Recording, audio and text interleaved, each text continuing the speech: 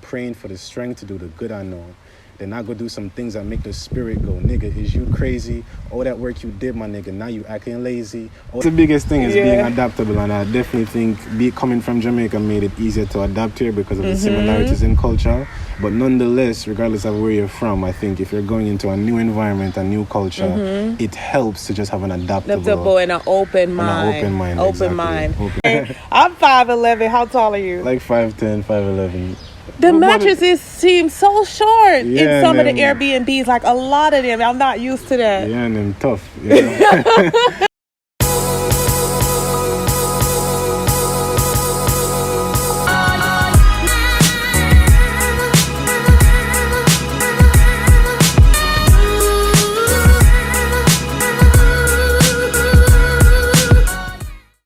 Hi, you guys. Welcome back to my channel. Today, I have with me a Jamaican native, and he's here in Tanzania. I'll let him introduce himself. I'm Siobhan. You might know me as Miles Carter, or you talk louder. I'm Siobhan. You might know me as Miles Carter. And yeah, I've been here for a year and 4 months now. And yeah, just taking it day by day. So I'm glad to be talking. Yeah, I feel like he's like home to me because he's from Jamaica like me. And, you know, he's an artist here in Tanzania.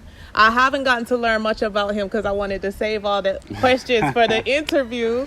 So I'm just getting to know him now, but he already feels like home to me. I appreciate it. So where are you from in Jamaica?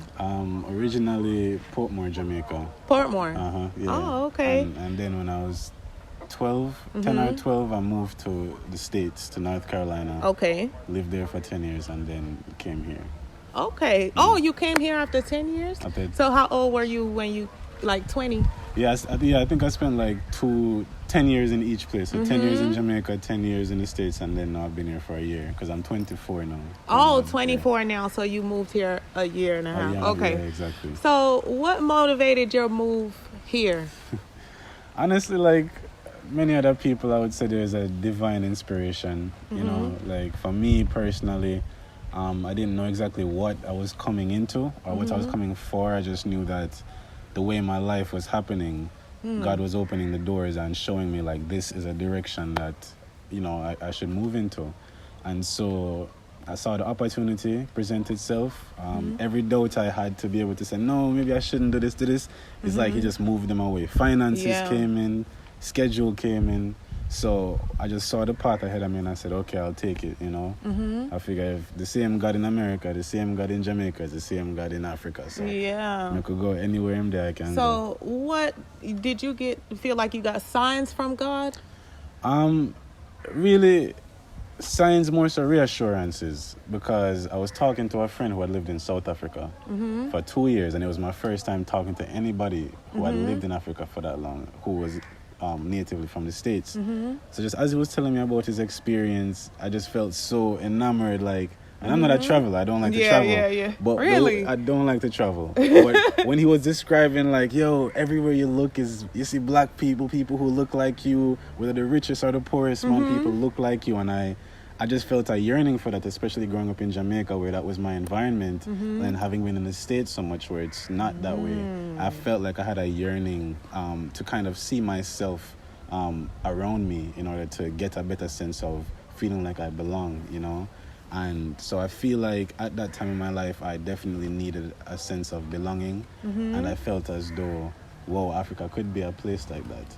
So I started like looking at videos and researching things, but really what took it to the next level is like, again, the reassurances. So at first it was just my interest, but then as I started seeing videos on YouTube and looking at information, I feel like God was giving me reassurances that this is the direction. Like I was like, God, well, where am I gonna get the money? And the money came. Yeah, then you know, that's funny how God moves. And honestly, it inspires me to keep doing what I'm doing, because I feel like with word of mouth is so big. And, you know, that's the advantage that America has over, you know, other countries because they promote all the good, never the bad, just the good. But it's so much good in Africa, and now people are starting to expose it, and it's inspiring people like yourself to move here and build. That's how powerful it is. Definitely like seeing Africa in a different light, because I think every person from Africa, whether you're in the States or Jamaica, at one point in your life you've thought about going to Africa or wanting to see Africa, but I feel like it's usually in theory. We never actually think like, well, what's the literal price? What would it literally cost? Or what would be the you avenue? would never know until you come here. Exactly. So I mean, how much did you save up before you came here? Me, I honestly didn't save before I came here. I had some money in my account, but like I said, how it's much? like I'd say like 2,000 at the time, 2,000 or 3,000, and then like I said, I had done a job like months before that I forgot about. And that same week when I was looking into it, the payment for that job came in, and the payment was like the amount for the ticket. Right. So I was like, yo. Look, when stuff like that happen, I'm like, you cannot tell me there's not a God. Exactly. Because you have your own relationship with him. But when things happen like synchronicities, you cannot deny that he's real, Exactly. And those are the things that reassure you to know that like he is with you in this step, So I appreciated that, and then I took the leap. I took the leap of faith, and I came just with the mindset of, God, whatever you have for me, because the idea of Africa is amazing, but the reality, of course, of anywhere is going to be different. So my mindset was, whatever you have for me there, like, I'll be there for it. So did you run into any financial challenges, being that you came out here with $2,300? Did you run into financial issues at all in this year and a half? Well, for me personally, I give thanks because I've definitely been blessed. I've definitely been blessed to make money online. So as you said, I'm an artist and a creator. So most of I have money coming in essentially. Passive streams, exactly. So what's the passive streams you have coming out here? I stream music on Apple Music, Spotify, as well as YouTube helps. I also had a clothing brand. So I have clothes that sell online. What type of clothes you sell? Hoodies, shirts, like just different things that I design. It's called Made to Feel. Made to Feel? Yeah. And what kind of design is it?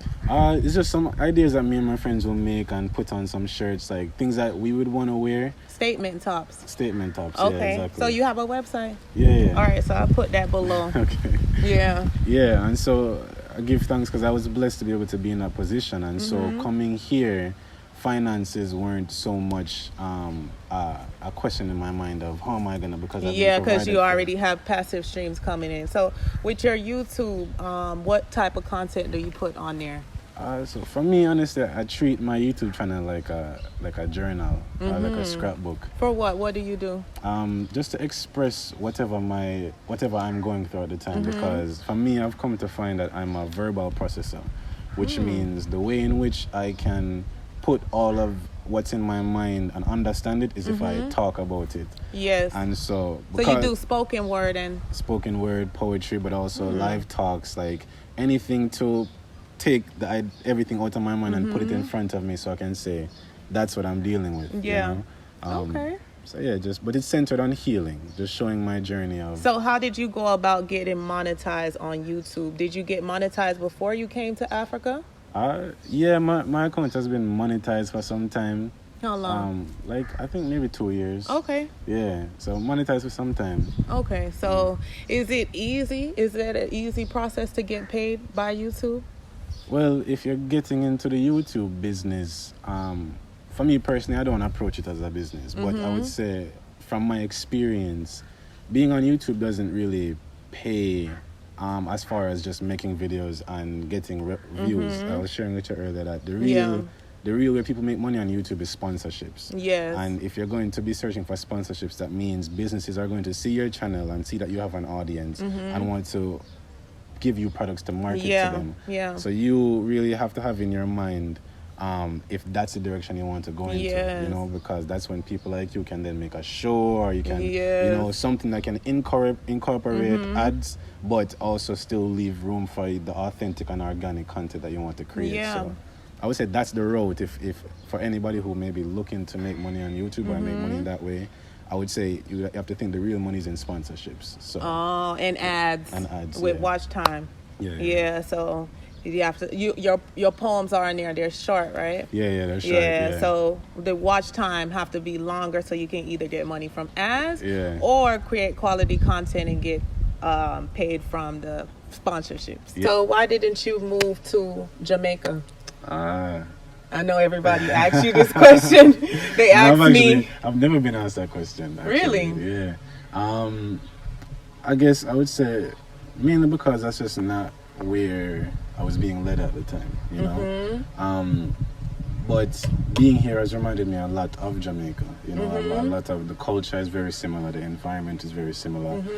But I definitely felt like, as I shared, this was the place where I felt like I was being led to come to.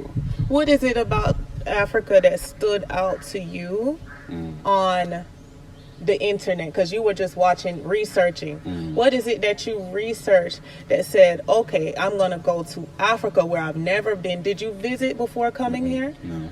Okay, well, that's crazy. Like, why? So why did you take such a big jump to come here and you never visited? What inspired that?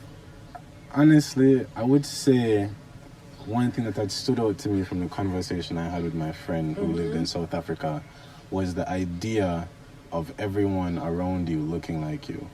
Yeah. For me at that time, you know, for the past few years, I feel like I've been more intentionally pursuing like my identity and understanding who I am and where I'm coming from. And so just the idea of coming to Africa where my ancestors lived, you know, I felt as though, and I believe life happens on layers and stages, so I felt as though just being here in the environment at the right time, I felt there was something here for me that you could gain. To have a better understanding of myself. Of yourself, yes, and the ones in your future seeds, and you know, the ones who come after. Yeah, and who's all around me, because we're all. I've been learning to think more on a collective level than an individual level. Yes. So I want to know who I am, so I can play my function in my people group, you know, so I can know who my people are, because your tribe. Exactly. So then as a unit, then that's how we really enact change in this world. Like, no one man can be an island, so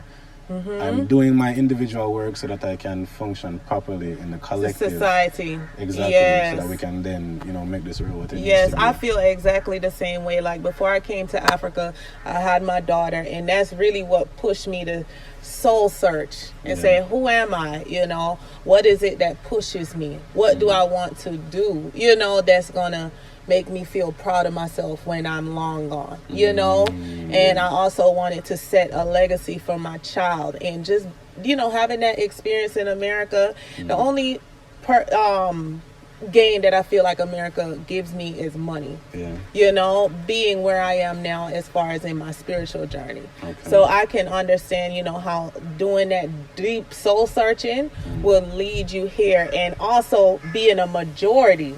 We get to see how the white people feel in America, or they feel in Europe, just seeing all your people and not having to feel like a threat. Exactly. Yeah, and seeing that representation. Yeah, and it's a big thing, especially you mentioned your daughter. I think that's very important for her growing up, being able to see people, herself all around, because I feel like there's a subconscious effect that happens on us growing up as children, when everywhere you look, you're seeing what doesn't look like you. That inadvertently tells you that something about you is wrong. It hurts your self-esteem. Exactly. So and it's unconscious. So we grow up naturally feeling less about ourselves. Isn't it? So that's why even her being at this age now, being able to be in a place like this and be just surrounded by her people, be surrounded by nature. And I've seen her just her whole demeanor just changed. I see her. You know, since she's been here, because it's cold. You know, it's colder. Like, it's not as much community, like you said. Seeing people like yourself being embraced by your own people. You know, we have that advantage being here in Africa. So did you come here with anybody, like family, friends? No, man, just me and my Airbnb booking. So what does your family think about your move? Is everyone supportive? Yeah, you know, so my dad, he's always wanted to come to Africa. So for his son to be able to do that, I think it made him very proud and very happy. And then my mom, of course, she's a mom, you know, so at She's first, overprotective. you know, I was only coming here for 2 months at first. And that was my plan. So then she was like, all right, 2 months, but you might go there and not come back, you know. And 2 months reach, and sure enough, I was like, you know. Come back. Yeah, but you know, the biggest thing is that my parents have a lot of faith, like strong faith in God. So they know, especially since I told them I feel like this is where God is leading me, they know that once I'm with God, I'm good. You know? Wow, you don't know how blessed you are to have like supportive family, because most of the people that come here will express to you like, I'm not getting support from my family, you know, no matter how well they're doing, because we've been fed this fear, you know. So to have parents that move in faith, that's a blessing. Yeah, and I've definitely seen that, because a lot of people come here almost having to run away or escape, you know, from a situation, or don't have any support, you know. Yeah, and it makes it harder. It makes it very difficult, exactly, because there are trials to coming to a new country, a new place. There is a language barrier, so even though there are the benefits of seeing people who look like you, there's still that process of having to overcome not only the language barrier, but also the perception of what we thought Africa was, the perception of who Africans were taught to think African Americans or Westerners are. So there's still that process of still feeling isolated at times. And so I can imagine then for people who don't feel like they have family back home and have not yet found their tribe and family here, it can be a very lonely place. But that's why we come here with God, you know, because He is the one who in those moments can comfort you and then draw you to people who can give you that sense of community. Because honestly, because even though I don't have any support, the reason I know God sent me here is because He showed me that I can have faith no matter what the situation, because I've had voids, every single void in my life filled just being here, you know. People who act like sisters, people who act like my brothers, you know, you feel like a brother because you're from Jamaica. So, you know, like just people who just embrace my daughter. So every void we have has been filled. So nobody can tell me God didn't bring me here. That's a blessing. Yeah. That in itself is a blessing. Yeah. And He will show Himself to you. If this is something that's supposed to be a purpose of yours here, coming to Africa, He will provide for you. What do you do for work here? Do you work locally as well as the YouTube? So for me, most of the work I do here is not so much business work, but as I said, like community work, you know. And also internal work, you know, like I am the job. So yeah, it's been a lot of work on myself, you know, but like I said, financially I make money passively. So my efforts then are more so centered on community outreach than business. Yeah. So the community outreach, you already went into, you know, detail about it, but just briefly, what does that entail? Just reaching out to the less fortunate, you know. I feel like that's really what I'm called towards is meeting the poor, you know, because that's where I'm coming from, you know. In Portmore. Yeah, exactly. So a lot of my family lives in Portmore. Oh, for real? Yeah, like most of my family in Jamaica lives in Portmore. So yeah, you know, and I believe that coming here to Africa, you have to be willing to be amongst the people, you know, because everybody can go anywhere and be a tourist. But if we're talking about building ourselves, building the kingdom, if you will, you know, sharing that light. What I call the new Africa. The new Africa, yes. Then you have to be amongst. Well, I mean, depending on where you're called, some people might be called to more higher. Yeah. But for me, I know I've always been called to the people, to the average man, to the low class man, because that's where you relate. Yeah, exactly. So how did you adapt to the culture? Did you fit right in?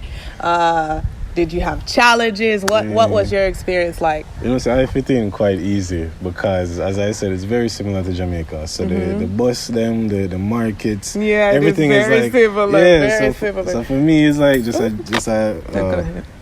No, I'm a pause. No, you can go. Okay, so for me, it's just like a like I said, it felt like taking a time machine back to my youth. So I fit in very well, you know. I would say the only struggles for me have really been the language barrier. Yes, I was going to ask you, what's the language barrier like for you? Because, you know, it's difficult. You know, it's been very difficult for me because that's one thing I realize I need more is people, you know, and community. And sometimes the language barrier can get in the way of that because you can't quite communicate what right? you feel. Yeah, and it can be a lonely feeling, not feeling understood. You know, and the only way to understand a person is through conversation and getting to know them. So that's been a struggle of mine personally. Yeah, me too. Yeah, but you know, I've also met a lot of very good people. You know, even despite the language barrier. Like I have this guy, he's a boda, and he takes me everywhere, and he barely speaks English, right? Yeah, when you get here, it's good to have a boda, you know, that could take you around so you won't be charged different prices. Yeah, just have your personal guy that they trust, you know, but it's in a very funny way. It's like we communicate non-verbally. Yes, I feel like a lot of communication is done subconsciously. Yeah. You know, especially when you've been met with that behavior before, you get familiar with it, you know, because when I'm being scammed, I can tell it's a certain energy you have, it's a certain look, So, you know, the guilty look, and I can tell. So that's how I've been able to survive here and not be overcharged. And, you know, you just have to, it's just like somebody that's blind, you know, when you are that void, you have a sense of void in that one area, it picks up in other areas. You are smarter, you know, so they're smarter at touch and just sensing energy, you know. And somebody that's deaf can, you know, see and understand from the behavior. So I definitely believe in that. But do you feel like it's easier transition for you being Jamaican? Absolutely. Yeah, you just said that with the culture. Yeah, absolutely. I know a lot of people, or several people, who have had a culture shock coming here, and it is coming from the States. It can be a very big culture shock, you know, because it's in the small things, like the rhythm of society here. I don't know, just simple things, the weather, the mattress we have to sleep on, like, you know, it's different things. Mattress. Speaking of the mattress, okay, I'm 5'11". How tall are you? Like 5'10", 5'11". The mattresses seem so short in some of the Airbnbs, like a lot of them. I'm not used to that. Yeah, and them tough. You know? So you have a strong backbone. Yeah. I think I need it because my back has been kind of weak, so the toughness doesn't bother me. But I'm 5'11", so my feet hang off of most of the beds. And see, what you just said right there, I think is key. It's being adaptable. Yes. So where a man might lie down and complain, you know, say this too hard, and for you to say, you know, actually my back could use some firming up, you know. Right, that's the biggest thing is being adaptable, and I definitely think coming from Jamaica made it easier to adapt here because of the similarities in culture. But nonetheless, regardless of where you're from, I think if you're going into a new environment, a new culture, it helps to just have an adaptable and an open mind. Open to learn and so do people think? So if you dress like this most of the time? Nah, today I'm just comfy, you know. Okay, so do people think you're a local, or you just stand out? Yes, you know, unless Marvin like a pair of Nikes in the middle of Tegeta, people will know like this person don't know where he is, you know. But honestly, it's been funny. In general, people think I'm from Tanzania. Like people just come up and talk Swahili to me. You do look similar to them. You think so? Yeah. And even sometimes for the first 2 months I came here, before I started learning Swahili more, I was only speaking English. So I would go to some restaurants and I'd be ordering, and the people would be looking at me like, what are you doing, you know?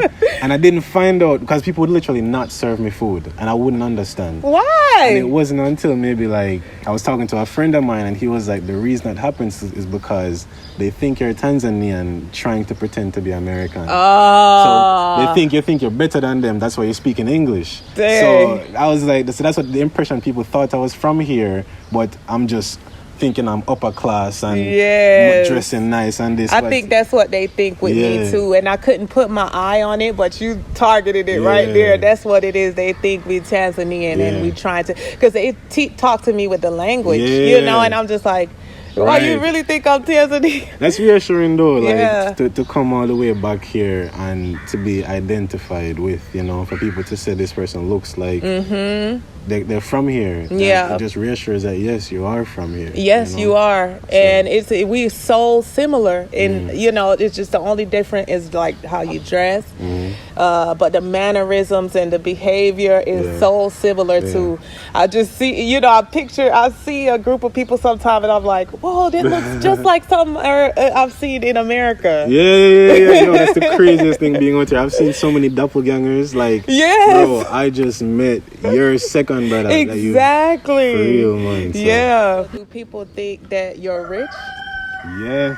And I think that's the case for anybody from the States, because you have to think, you know, the people here through colonization have been indoctrinated with the idea that anything Western is better. Yes. So that's the way you make it in life. And we were taught the same thing in Jamaica. Your idea was that you get to America and you've made it to life. Exactly. You know? So the perception then is that every black person in America has made it to life. Yes. So for you to come all the way here, and then you look at the price of a ticket like 1,000, which is like how much, 2 million shillings here. That a person can live here. A person can grow and born here and never see that amount of money in their life. Yes. So the thing that you will spend that on a ticket, much less come live in a house. They wondering, why would you make that type of sacrifice? You must be rich. Exactly. And then realistically speaking, if you look around, a lot of the average people don't live in what we consider normal. Yes. We have tile and window and AC and garden.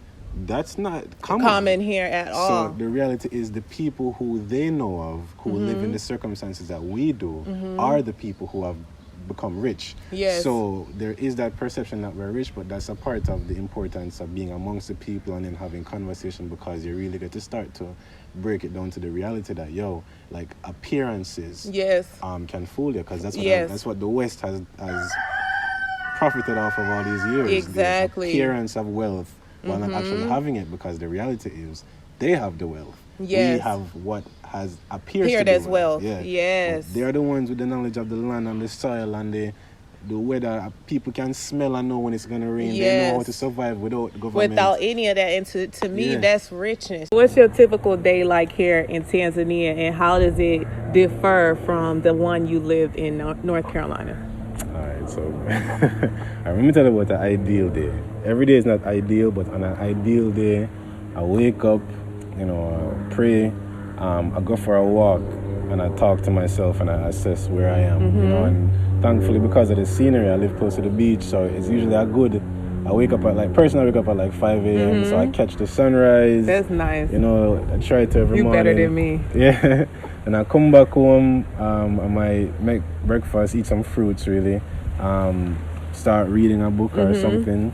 And just try to balance my day between what I'm obligated to do and what enriches me. Yeah, well, enriches you, right, and I think that differentiates from the States. Not so much that you couldn't do those things in the States, but more it's so a small amount of time to do it. Yeah, and then even more just the mindset that the average person has in America. You're encouraged and pressured by society to, as you said, be in this continuous loop of work, rat race. And so being here now, I think I have the mental space to say, no, my own health and my enrichment and my upliftment is as important, if not more important, than the things the I'm logical obligated to. things, right? Yeah, exactly. Yeah. So that's what I was craving coming here, like, you know, because I was like, dang, I'm just working,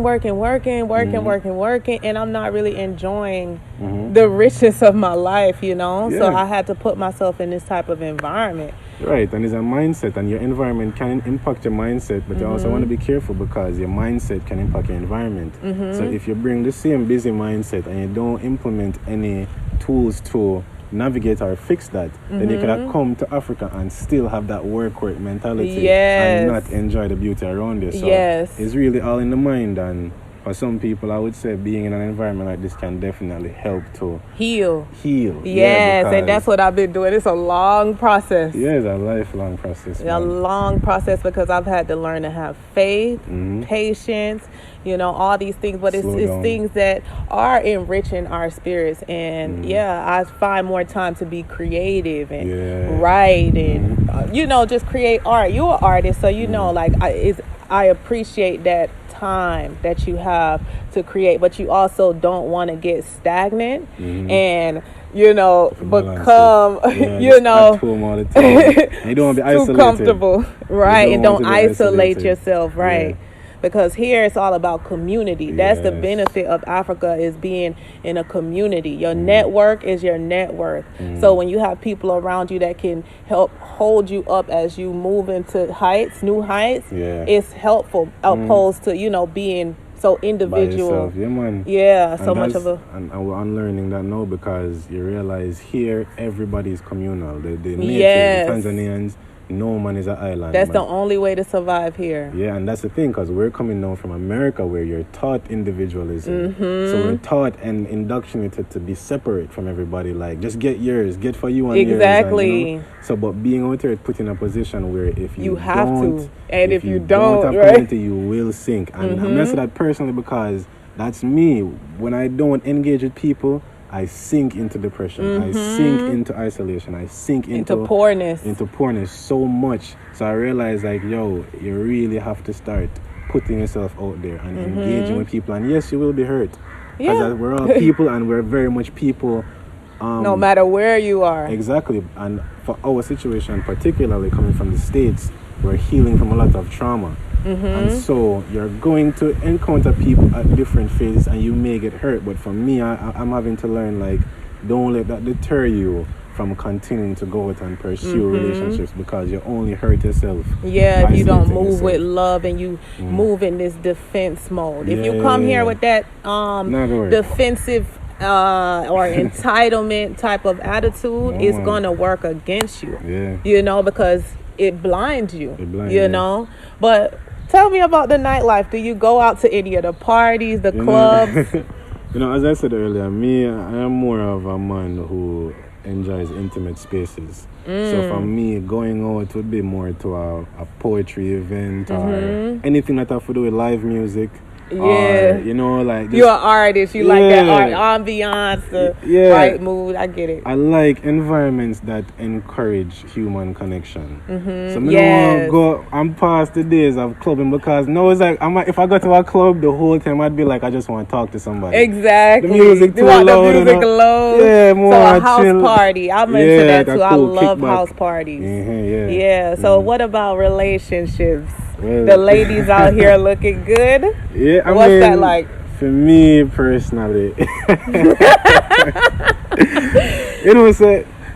it's a benefit for me, right? Because one of my vices, I would say, is definitely can be relationships. Because I'm a very loving person, and because the only way I was really taught to express love is through romance or physical or sexuality.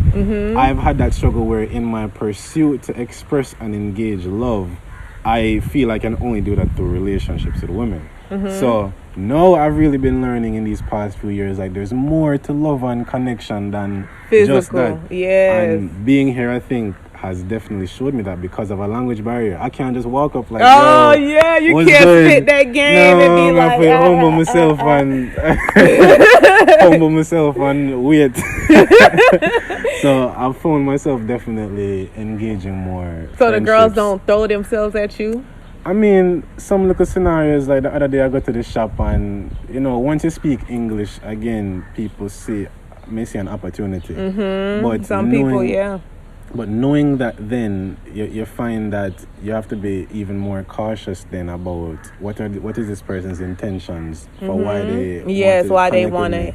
Yeah, and so for that reason, I think I also haven't been as easy or quick to engage with relationships, because it's are you interested in me for who I am, or because of what I appear to be to you, or what you feel I can give to your life. So relationships, as far as intimate female relationships specifically, hasn't really been a thing, but Definitely. So you single? Yeah, definitely. All right, ladies. Yeah, super. He's single. I'm gonna drop the Instagram below. Are you looking? Me? No, I know. No. Because let me be honest. I was in a relationship. I got into a relationship maybe a few. Here. Yeah, man. A few weeks ago, I was in one relationship. I met this person. A few weeks ago. Yeah, well, we finished it off a few weeks ago, but it was a good connection, a genuine person that I met. We met at like a poetry event and things, so commonalities there. But it didn't work out, and that's okay at the same time because I learned more about myself. Yeah, you see me? Why it didn't work out? It just didn't work out. I would say because of where we are in our healing processes. You know, so what that relationship showed me is that for any relationship to work out, the both people have to be mutually invested in the commitment. So let's say you have a partner, you know problems are going to come up in the relationship. Yes. The ideal situation is that you two have mutually agreed and committed to the point where you can say, whatever problem comes up, we are approaching it together. And it's not even worth a big thing, Yeah, as opposed to the problem coming and then setting me and you against each other. Yes, It has to be, even if it's a personal problem, Chev, you keep leaving the pipe on. We have to be able to come together and say, all right, what can we do about this? Let's and fix it, right? Yeah, and so for me and this person in particular, I feel as though she was at a point where she was although she could logically acknowledge that, the trauma response to difficulty was to run away. Abandon, Right. what you call that, self-sabotage. Self-sabotage, So I've been in something like that before, plenty of times. So when issues came up, even though we could rationally see and say we can approach this together, I think there was still traumas that she's healing through that caused her to want to leave. And so that was the situation. And it's not only her fault, my fault as well, because I also, if I'm being honest, I kind of stumbled because I've learned a lot about not saving the sexual aspect of a relationship until later on, right? Yeah. And we were doing that for a while, but I'll be honest, like I slipped a little bit, and I saw the effect that had on the you relationship. being honest.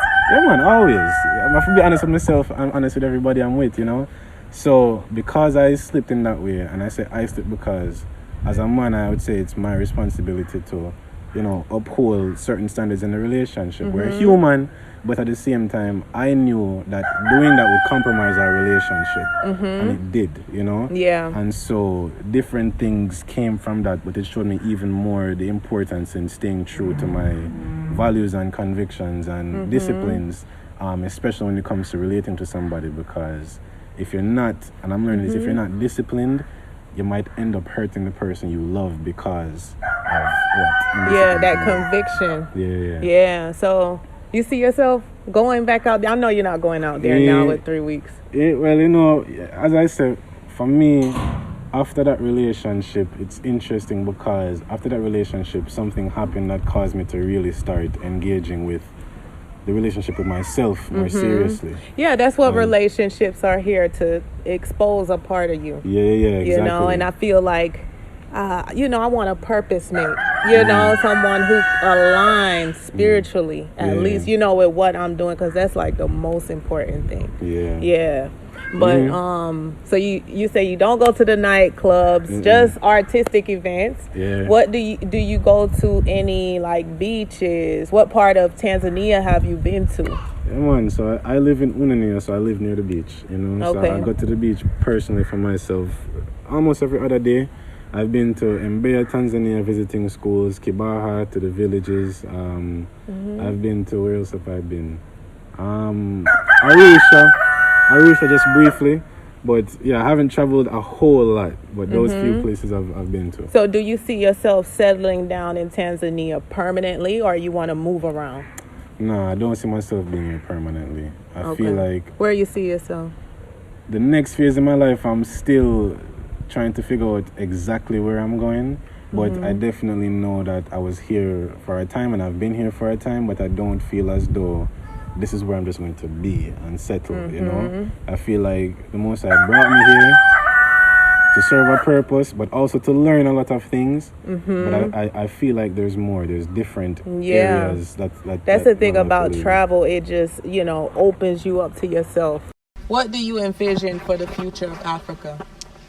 So, my neighbors are from the States as well, and my neighbor's wife, she's a architect or a landscape designer. She designs cities, you know, and so she has dreams of building in that way. And seeing her like plans that she's made and stuff really opened my eyes to the reality of what the future of Africa could be on a environmental level. But before the physical manifests, I feel like the shift is going to happen internally and spiritually. And so what I envision the future of Africa being is a place wherein every human being that exists here is fully in tune with themselves, with their creator, is fully secure, no longer inhibited and enslaved by mental fear, slavery, doubt. Like people will be sure in themselves, confident, free to explore the avenues of what it means to be human, free to create, free to share, free to connect from a place of love. There will be no more let me have to hustle, and there will be no more disparity. Godly vibration. Godly vibrations. All of us, mental vibration is going to raise, and that's what's happening in the world right now. Exactly. The Most High, I think, is really, he's healing his people. So I see the future of Africa. I see Africa being a healed place, you know, a place wherein we can really flourish as a people in connection to our creator, and then just living on forever. You know? Okay. That's what I see too. I see Africa, a new Africa, as a mindset. Yeah, I see that. Yes, an elevated mindset. Absolutely. Yes. So, before we go, I need you to do spoken word, poetry, something for the people. Okay? All right. Now, I have one piece I've been like in my head for the last few days. It's kind of personal, but it goes, I wish I could see what you see in myself. I wish discipline was easy again. And I wish my confidence was complimentless. I wish I could apologize to all of my exes. And I wish I wasn't an addict. My drug is watching porn and tearing down myself for having trauma I ain't healed yet. I'm sinning on the Sabbath. Quit drinking, now I'm drunk again and wondering what happened. That's where I was all good just a week ago. And I only say the things that you need to know. I'm praying for the strength to do the good I know. Then I go do some things that make the spirit go, nigga, is you crazy? All that work you did, my nigga, now you acting lazy. All that good advice you give, my nigga, won't you take it? I'm taking time with this life shit so I don't suicide it. The clouds leave my sky and I know I'll be all right. Damn, that was dope. Listen, y'all, ladies, he's single, newly single, handsome, flourishing, man, give thanks. Nice mindset. So, how can the people find you? They can't find me on social media right now. They can follow me, but they will not find me. What about there. your YouTube? You can find me on YouTube, Miles Carter. Spell it. MILESCARTER. Instagram, unfollow Carter. WhatsApp from somewhere. If you know somebody here, it's Miles Carter. Anywhere you can find me. All right, I'm going to drop the links below, but thank you for having me.